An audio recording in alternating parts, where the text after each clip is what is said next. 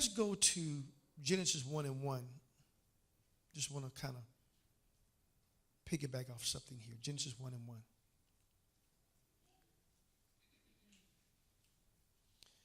In the beginning, God prepared, formed, and fashioned. That's an amplified. Okay? And created the what? The heavens and the earth. So there was a problem there.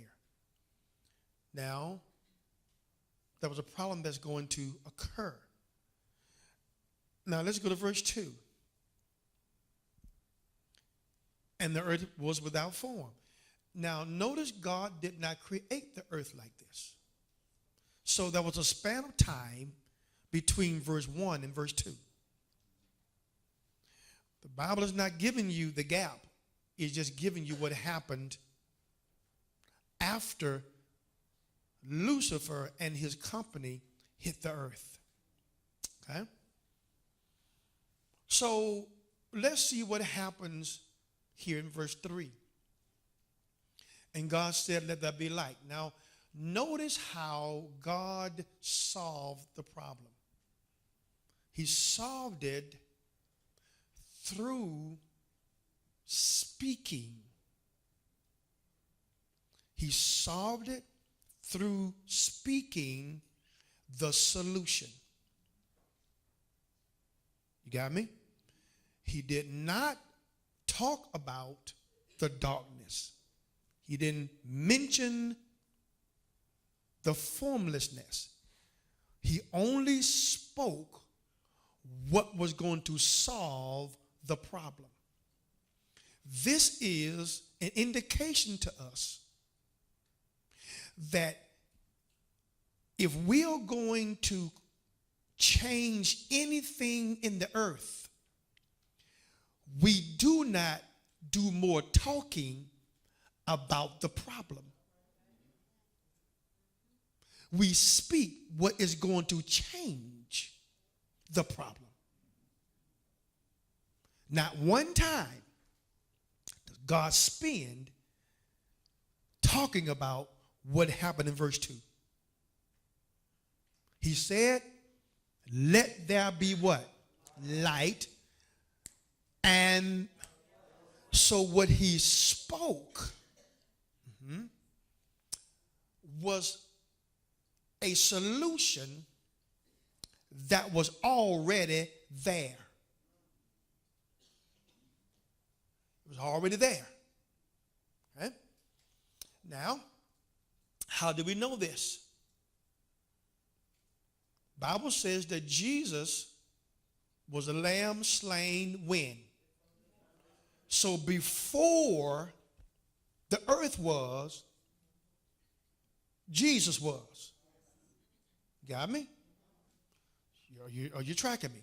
So before the earth was, Jesus existed. Now, the Bible calls Jesus what of the world? The light of the who? The light of the world. So now, God created the heaven and the earth, which is called the world. And the world was in darkness. So God spoke what was already there to come on the scene and change the problem. He didn't speak of something that he had to go and do. He spoke what was already there and said, let there be. Now, Jesus is the. So who do you think that was?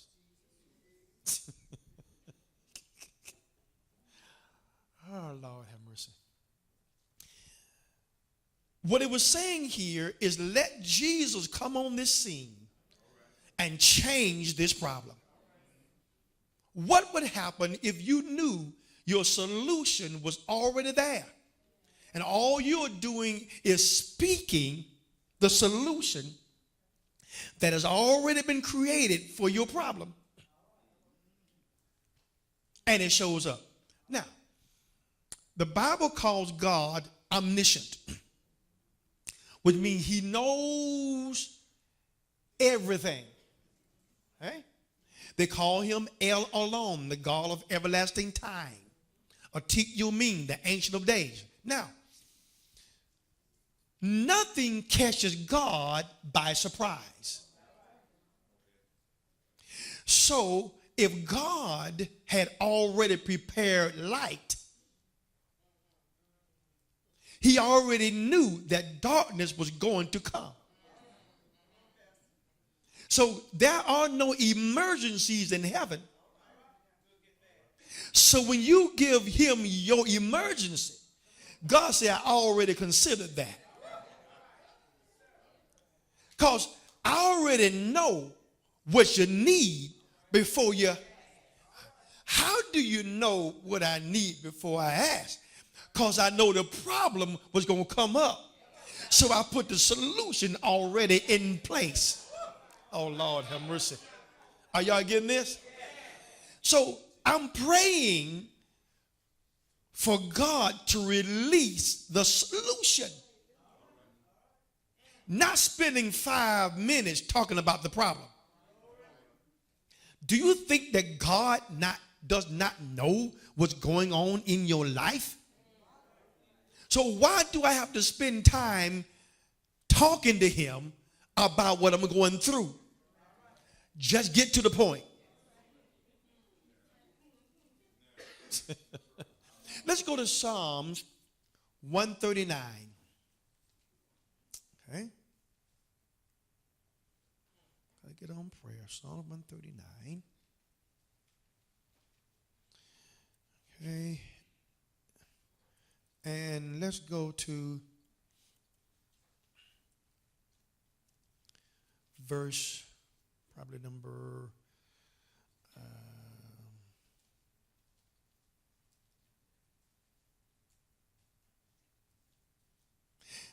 let's go to verse number 1.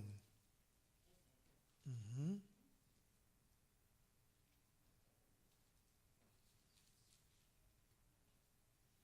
It says, "O Lord, thou hast what? And what? Known me." What? Look here is not saying I'm not trying to get to know you.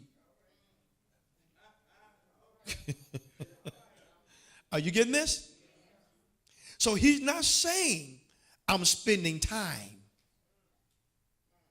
to know you because I already, oh Lord have mercy.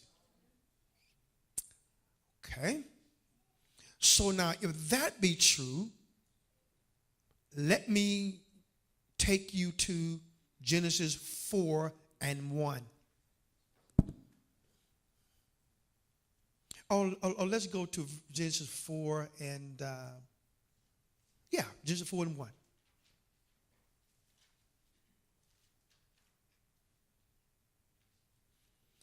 The word know there in the Hebrew is yada. Yada. Not yada like praise, but yada. It means to know. It means to know.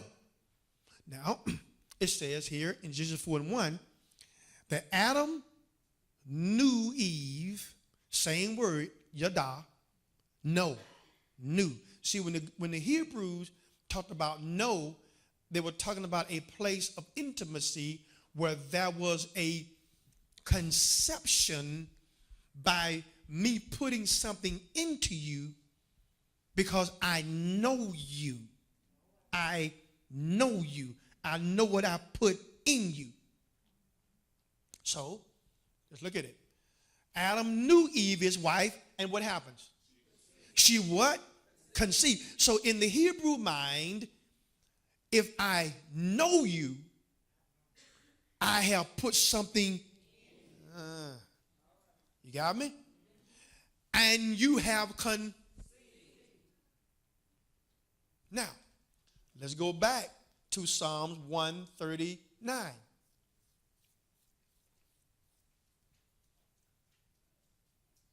The Lord has searched me, and what did I say the word, the Greek word was, or her Hebrew word was? Yada. What does it mean? To know, because I put, and when you know somebody, the person who I know has conceived. Has what? Now, let's go back to Genesis 4:1. Let's teach this thing. After she conceived, what happened? She bore Cain. So when I know you, it means you have conceived and have birthed something. Let's go back to Psalm 139. Oh Lord, thou hast searched me. Ooh, Lord. That had what? Ah, Lord have mercy. Thou hast searched me. Huh? And because thou searched me, what has happened? You know. So now you in other words, this word know, that word search there means to explore. It means to examine thoroughly. Now, so you have, God, put something in me because you knew me.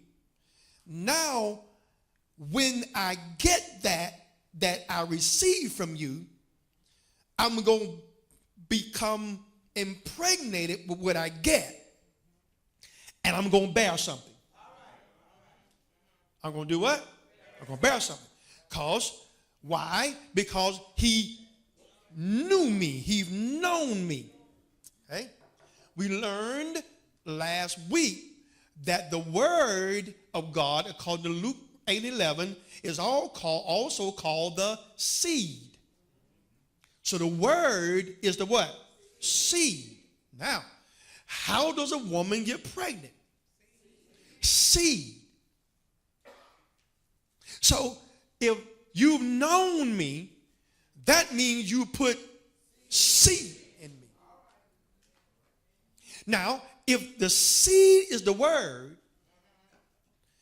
and when I'm sitting up under the word of God, I'm getting seed.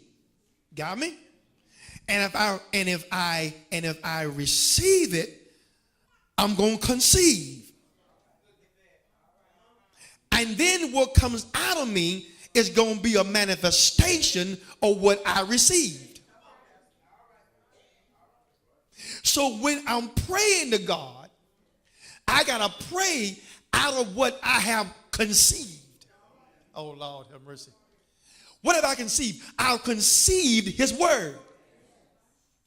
I have now become impregnated with his word. So what comes out of me is a word that I have conceived because I know him. How do I know him? I spent time with him. I study his word. So when I have a problem, I don't just talk. I talk out of what I have conceived. And when I conceive, what I give back to God, I'm going to receive the results of what I have conceived. Don't come to the Bible studies and just hear. Come and conceive. And when you conceive, go home and mature it. How do I mature it? Get in this word and begin to mature the seed that's in you. Because your seed, Lord have mercy, is your end trapped in your beginning. Okay. Oh, Lord have mercy. A seed is the end trapped in the beginning. Yes, I did. How's it now? This is the seed. But it's also the end. It's just trapped inside the seed.